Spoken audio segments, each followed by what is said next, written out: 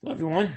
Today we're going to go over the genome sequencing of cannabis sativa and a few other medicinal fungi that are becoming increasingly relevant to the dispensary markets. We'll first touch on cannabis. That's a harder genome to sequence than the fungi that we're going to hit later on. But much of the interest in sequencing the cannabis genome is also to understand fungi interactions. We want to understand the fungi that reduce the plant's yield and create pathogenic risk for the customers, and also under the fungi that might be beneficial to the plant's yield, that might assist in nitrogen fixation or colonizing the rhizosphere. So cannabis is one of these plants that's highly polymorphic, usually SNP every 50 bases, 64% AT. It's about an 850 megabase genome, diploid, 10 chromosomes, and there's an XY sex system involved. So we set out doing this with CLR a few years ago and recently topped it off with HiFi sequencing. And this has been tremendously helpful because many of the genes involved in the chemical synthesis of the cannabinoids are in copy number flux in the genome, and they're buried in these LTR forests, this multi-megabase, about 30 kb unit LTR forest that is very challenging to read with short reads. In fact, we spent a decade playing around with short reads on Illumina trying to assess this genome, and it's very difficult to do and thoroughly capture all the cannabinoid synthase genes. And so we're going to walk you through some of that today. This, of course, started in our interest to understand powdery mildew resistance. Powdery mildew is a fungi that grows on the surface of the plant and can obscure the photosynthesis. It can also affect the yield of the plant and weaken its immune system. There are plants that are known to be powdery mildew resistant. You can see a picture of this on the top and bottom panels here. The top panel leaves, you can see these white colonies that begin to form. And on the right, you can see that eventually graduates into a very snowy looking leaf that obscures some of the photosynthetic yield. But these can coexist next to plants that are completely resistant and don't show any signs despite there being close contact with these plants.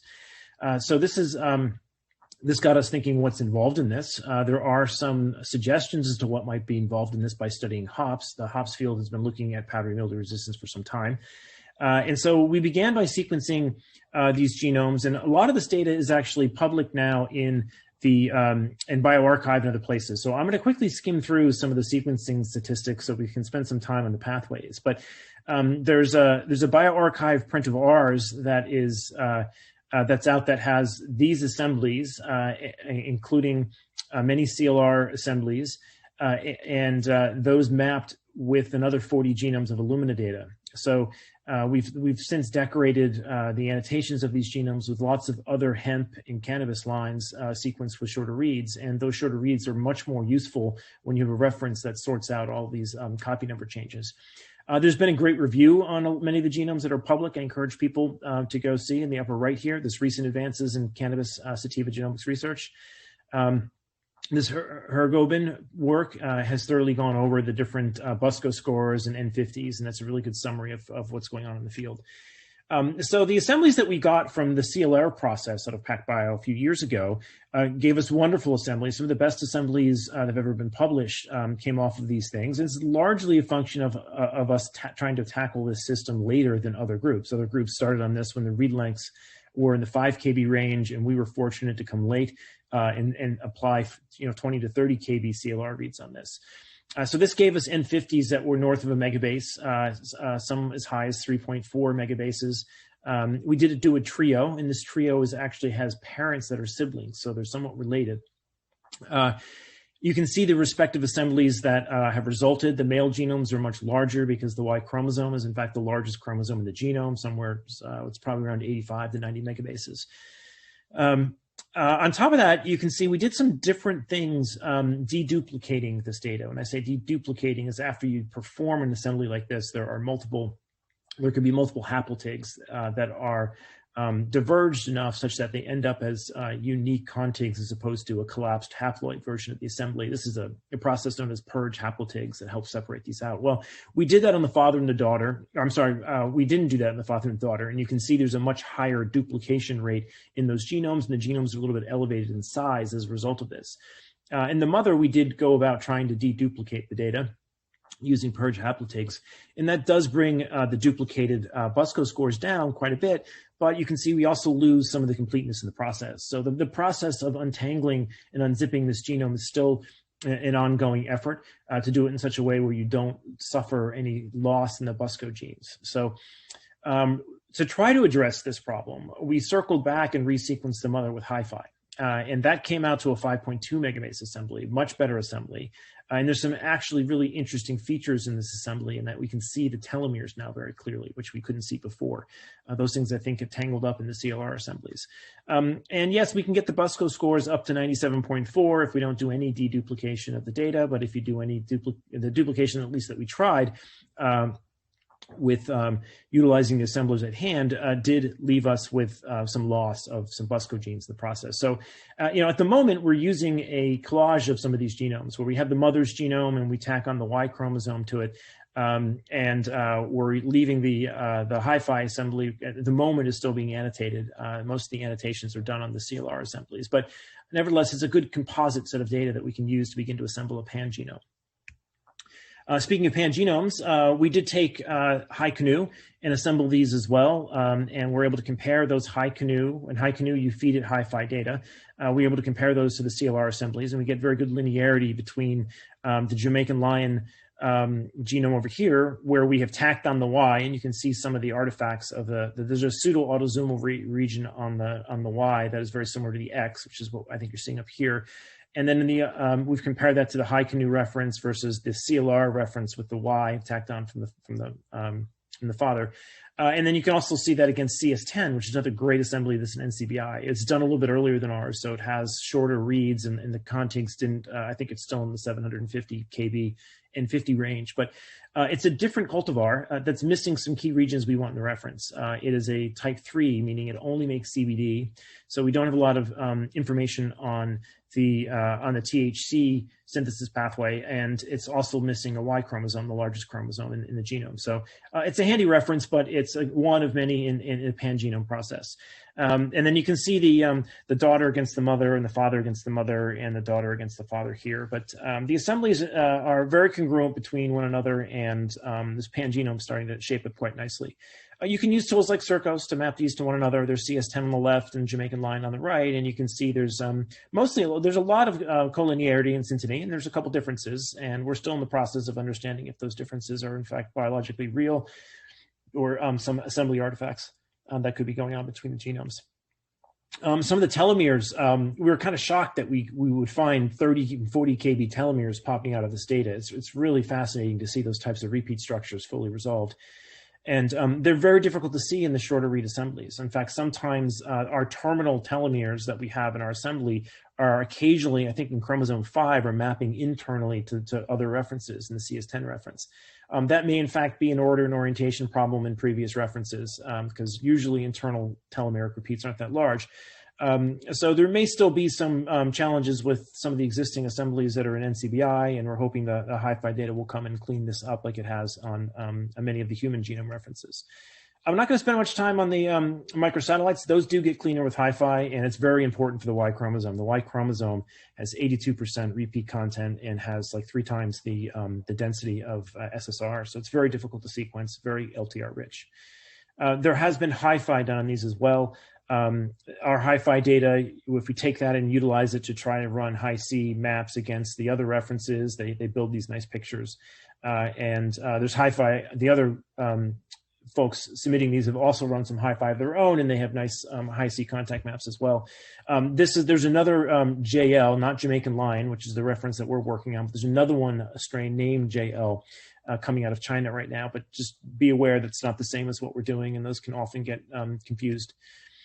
So once we had some Hi-C information, those short reads are oftentimes difficult to map, as I've mentioned before. And so it's always good to get a linkage map performed, which we have done with a SNP chip that we have built that sequences about 85,000, or genotypes about 85,000 locations. And these colored boxes that you're seeing in this linkage map here are areas of congruency between the linkage information and the Hi-C information. So we've got really good agreement between these two platforms. We're still itemizing a couple of the differences, but this can be a very helpful tool for understanding recombination rates in the genome.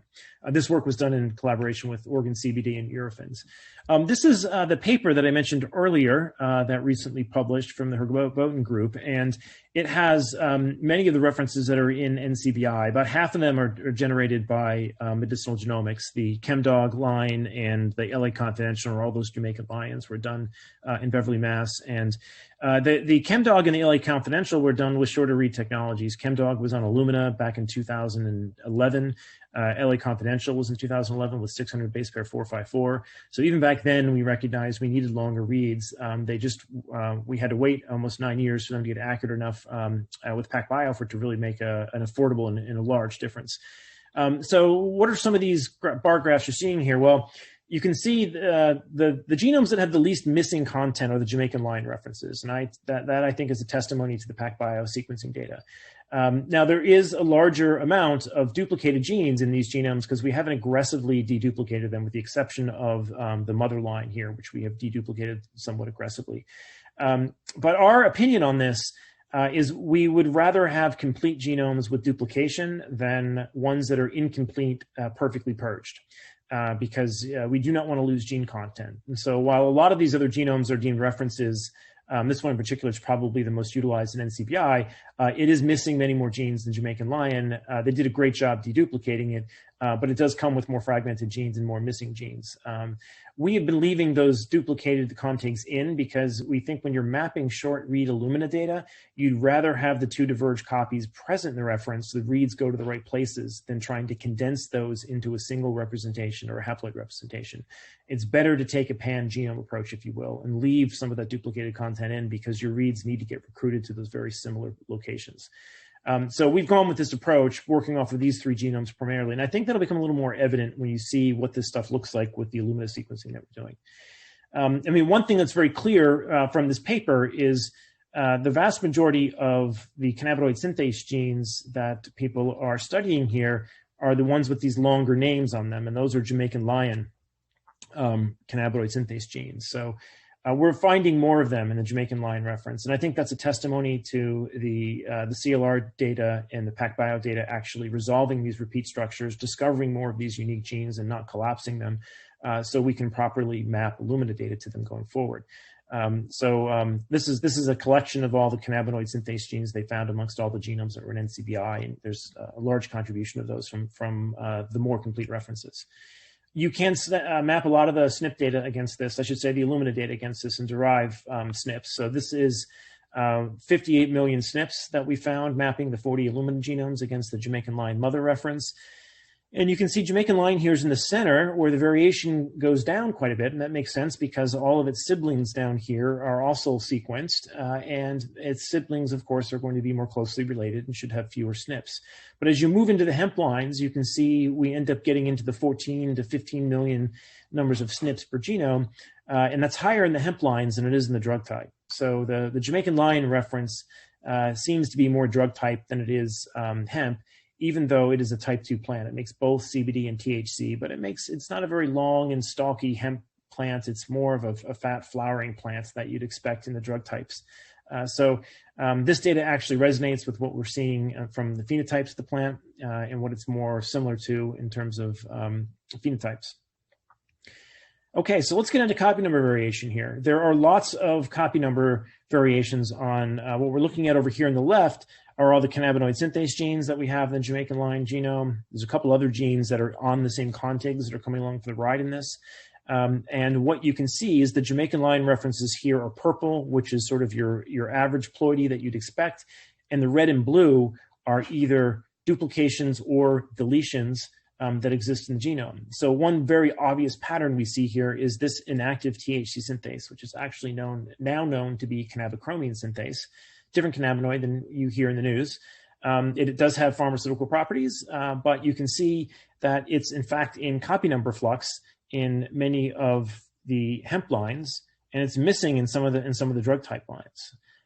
Now, this is important because you need to really keep track of every cannabinoid synthase gene in the genome if you want to breed for plants that are compliant with the DEA regulations. You can't have more than 0.3% THC in your crop, or your whole crop can get confiscated and burnt down and you can lose your farm.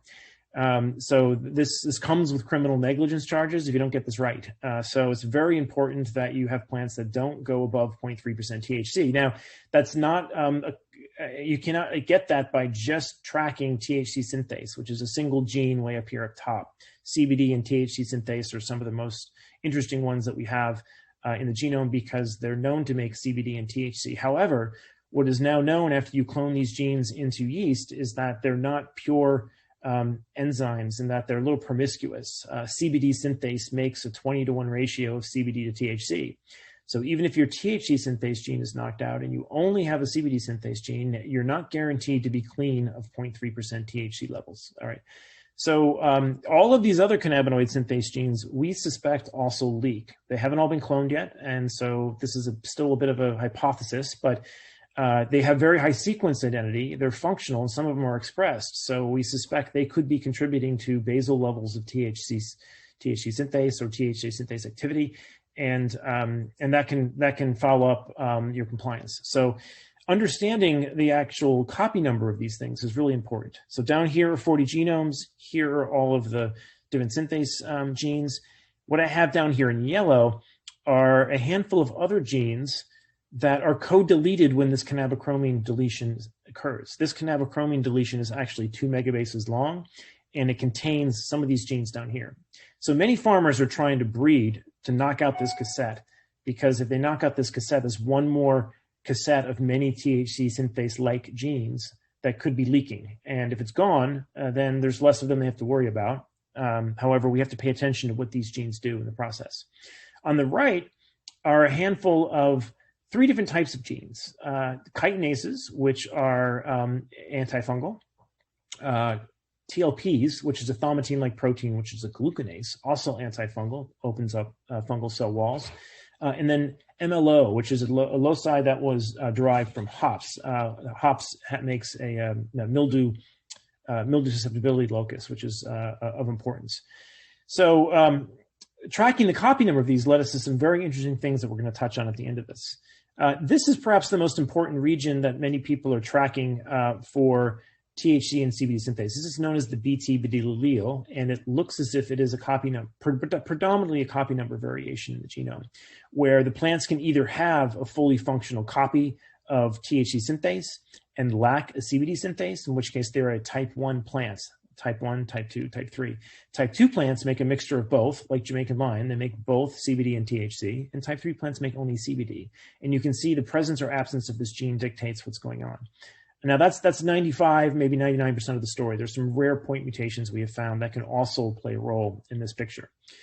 Okay, so what are these extra genes that come along for the ride when cannabichromine is deleted? Well, there's NFP3, which is a gibberellin transporter. There's a viral defense gene. There's a PAMP-induced secreted peptide. There's an aquaporin gene. These are all genes that are involved in pathogen response. So if you're not careful when you breed for plants that have this deleted, you may take some of these out for the ride, and you may have a plant that's more susceptible to pathogen problems. You'll see it's not a clean picture down here. Some of the cultivars actually have varying numbers of these things, so some directed breeding might be in order. The Y chromosome sticks out like a sore thumb. These are males, these are females, and it's pretty clear which one's the Y chromosome now that we have this. This is greatly aided with a lot of the PacBio and HiFi data. Okay, so what can we do with Illumina data? Well, now that we have these regions that are perfectly assembled with the PacBio data, we can now accurately map our Illumina data. This is Illumina coverage maps over these regions. So we have the active CBDA gene here. There's absolutely nothing there. We have the THC gene that we can see that's got great coverage, so it's there. I've highlighted 2-point mutations here that are quite critical. In this case, these 2-point mutations are actually knocking out THC synthase. And then there's another gene that looks a lot like CBD synthase that we used to confuse these reads with these reads because the Illumina data in the assemblies didn't split them apart. These happen to be actually quite close to one another. So for a very long time, we were confused thinking that THC and CBD synthase were right next to each other. They're not. There's a close neighbor that has a deletion in it right next to each other, but these reads were often giving us false signals. When you can separate these copy number events out, these things become much more clear. And you can see that these reads don't belong there anymore. They belong over here. And that these reads are, in fact, not contributing to chemotype. This is a pseudogene. Here is cannabichromene synthase, where there's absolutely no coverage over that region in this plant either. So this is what we would call a type 4 plant, a plant that only makes the precursor, which is known as cannabigerol. It tries to make THC synthase, but it has a dysfunctional 2-point mutations that make it non-functional. So this is a great story of understanding copy number flux and point mutations in order for you to properly call the chemotypes, which is why having these PacBio references is utterly critical if you want to make use of Illumina data. We have a lot of this data up in a site called Canopedia. It houses a lot of this information. There's probably about 500 to 1,000 strains up there now that are public for anyone to download.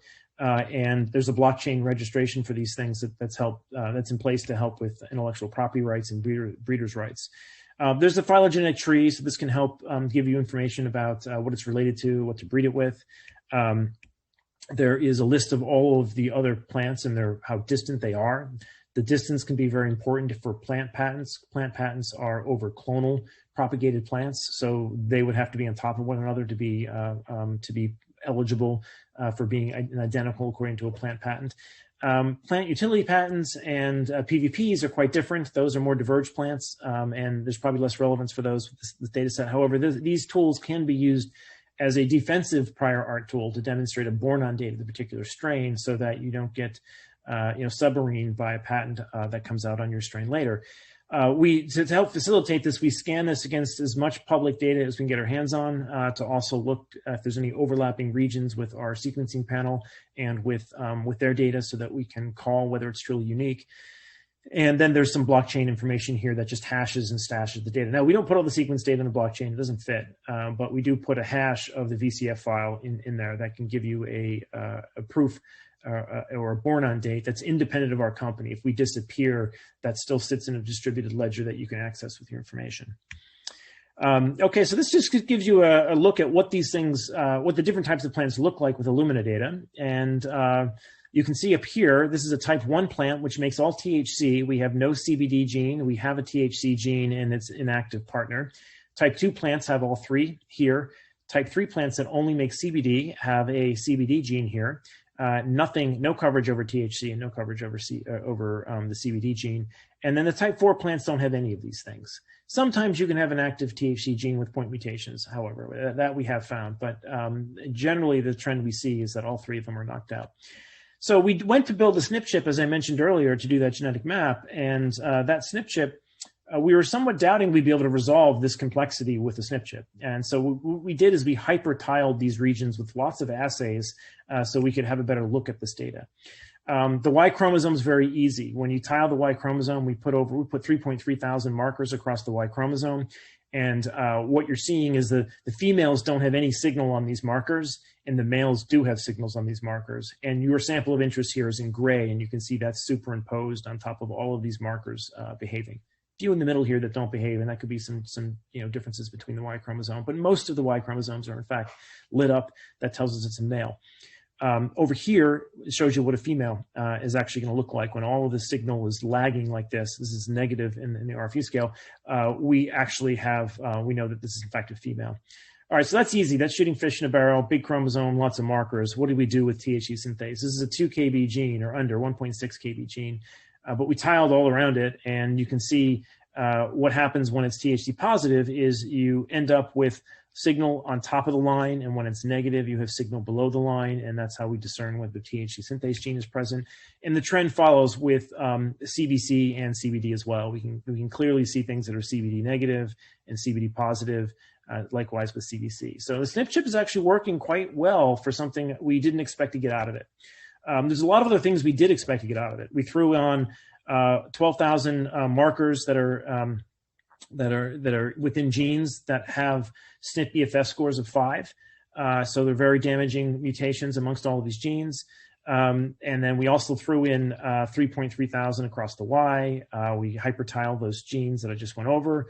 But we also put some genes in for the precursors, the things that make the cannabigerol, that make the olivitol, and make the GPP. Those things are all the precursors and the fuel needed to make these cannabinoids. And they're controlled by some of these prenyltransferases and TKS genes and olivitolic acid cyclase genes. So those are covered. A lot of the terpene synthase genes that are described in these papers are covered. The canflavin genes we threw in there as well, and some of these pathogen response genes that we're going to talk about.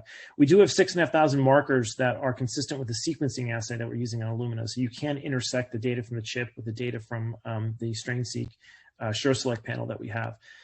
So there's a lot of content on here that's quite handy, and it can be very helpful for running breeding. Now, we annotated a lot of this with IsoSeq data, which was really remarkable how well that worked. The IsoSeq gave us incredibly, beautiful, high-quality, long reads that allowed us to annotate the intron-exon boundaries quite nicely. I don't have a lot of time to go into this other than to point out that's the hottest genes that we have in the genome is this chitinase gene. So we cloned that gene, and we cloned a TLP as well, a thaumatin-like protein. And we started deploying these in beta-glucanase assays in an assay described by Misra, which is more of an analog approach where you put the enzyme on Whatman paper and see if you can get the morphology of the colony to change at all based on differing amounts of enzyme. In fact, we can see that with Penicillium cryostogenum over here. We can see some impact of it with Fusarium as well. And this is a nice visual cue, but it's hard to quantitate. And so we did eventually convert this assay into a quantitative PCR assay where you can put these cloned enzymes that are expressed in E. coli purified with a histag and then drop them into the broth at various concentrations and compare how well various pathogens actually grow in these broths. So in this case, we put an Aspergillus niger. We've tried this with a variety of other cannabis pathogens. And we do see several CT offsets with the organisms that are grown in the presence of these enzymes versus the controls. So it's a sign that the enzymes are functional coming out of E. coli, and they in fact make an offset in Aspergillus growth. So this is consistent with these plants being powdery mildew resistant. So now what we're doing is we're taking that enzyme and using it in our DNA preps. We have a total yeast and mold test out there that for a long time has been compared to plating, but plating only grows things that are viable. PCR gets everything. However, your PCR needs to be able to lyse everything. And I don't think we were adequately lysing everything in the past because we weren't aware of these chitinases. And so we've been taking these, deploying them into our lysis buffers in the PCR front and getting much better results. This is just an example of the type of microbe diversity that you find on a cannabis flower. And naturally, we have been taking each one of these independently, growing them out, sequencing their genomes to understand what they are, and ensuring that our actual DNA prep can now lyse open all of these with this new enzyme approach. And we're putting this through an AOEC review at the moment for a test to be in the marketplace. So a lot you can learn with genomics when you have good references, because sometimes when the references are really fragmented, it's very hard to separate out some of the microbial content from the cannabis genome because they share some information. And some homologies in certain regions of the genome. And now that we have a very good reference, it's much easier to tease some of this metagenomic stuff out. Important for a lot of the microbes that don't culture, in fact. So the other things that don't culture are the viruses, all right? And so viruses can have a huge impact on the grow. They tend to not emerge until you're in flowering, so you can spend 8 weeks growing your crop under really expensive lights, and then the viruses show up when you flip the light cycle. They start to express in flowering, and then they destroy your crop at the 11th hour, which is really painful. So there's a couple that have been described with sequence information. There is hops latent viroid, which is not a virus, but a viroid, no shell on that thing, no capsid. There's lettuce chlorosis virus, which does have a capsid. And these are RNA viruses, and there's cannabis cryptic virus. This one doesn't have much of a phenotype yet, so that's why it's called cryptic. But these other two do have a phenotype, and the phenotype you can see in the right here is they really destroy grows, a lot of chlorotic tissue. But fortunately, we can sift these now from the genome, having a really good reference. We can design PCR assays that don't trigger off the reference and are very specific to the actual virus. That gives us nice quantitative PCR results where we can screen mother plants before they get cloned out and know which ones have viruses and which ones don't. This is another picture of what happens to your crop late stage, is all of the fan leaves start to deteriorate and the yield craters as a result. So there's a lot of tools here that we can now work with. We've got folks that are tissue culturing Jamaican lions, so this can become a resource for people in Massachusetts. It can't ship over state lines yet. That may change with federal legalization. We have 85K SNP arrays that we can use, and then there are these like mini exomes that we use with Agilent that are, right now the panel is about 10 megabases in size. previous ones were 3 megabases. We're just upgrading that now. But all of this data is now stuffed into Koji, so you can surf through this, and you can take your own private data and load it into Koji against a lot of other public data that I will share with you a few slides forward. So what else can be done with these types of data sets? Well, this was a pilot project that we did with Oregon CBD, where they took the SNP chip and ran it on a couple hundred samples. And in their first study, they found 2 markers they could convert into PCR assays that were quite predictive of what they're looking for. They were looking for an autoflower allele, which is an allele that enables you to get one more growth cycle in the shorter days in the wintertime in the Northern Hemisphere. And this autoflower allele stuck out like a sore thumb on their first association study. And then they also found one for CBDV, which is a shorter version of the cannabinoid that is not accounted for in the THC numbers. So if you want to breed for plants that are more compliant, you want to breed for THCV because it doesn't count against you with the 0.3% THC, and that does have some pharmaceutical it does have some properties. It's not as psychoactive as THC, so it's not on the DEA's radar, but it does have some interesting properties when it comes to weight loss. And so there's a lot of interest in that cannabinoid for reducing people's desire to eat. This is what happens to a grow once you have molecular markers. On the right, you have to grow things out for 6 weeks or more to figure out what genotype your plant is or what phenotype it's expressing. Once you have the genotype that tracks with that QTL, you can then track them with qPCR on 2 tables this size as opposed to a whole hallway here. So this has really been a great success story over at Oregon CBD. They've got this now up and running. And we were quite surprised this happened and just dropped out of the first test that we ran. The first study of a couple hundred SNP chips ran into this. Okay, so there's over 4 terabases of sequence that's now mapped as BAM files that you can download in Koji. So these are mapped to the Jamaican lion mother. And there's now 50 whole genomes up there that you can download that are up at around 50x coverage. And there's another 50 strain seqs in there that people can download. And we've put in every other public form of data we can find. There's mass spec data that has been supplied by the Orsborn laboratory. And there is a lot of RNA iso-seq data that we've contributed as well. So like I said before, you can take your privately sequenced data, map it against this public data that's there in a private manner. You don't have to necessarily put your data public to utilize this tool. This is a tool meant for anyone to utilize, whether they have their data public or private. The iso-seq data is very helpful to understand the splice junctions as well. Okay, so what other fungi are of interest to us? We've been talking about aspergillus and a lot of these things that harm the plant, but there's another medicinal fungi that's being legalized in a variety of jurisdictions. Oakland, Berkeley, I think Denver legalized this. Cambridge, Somerville has decriminalized this, I'm sorry. There's also been the whole state of Oregon has decriminalized this as well. And we wouldn't do this if we're just for fun, because there's, in fact, breakthrough. FDA has clarified some of these compounds as breakthrough therapies for depression. And terminal cancer depression is one area that Johns Hopkins is looking at. So this pathway is quite compact and much easier to read in this genome. This genome is only 46 megabases. So we did sequence this in 2016 with Illumina, and it ended up very fragmented as expected.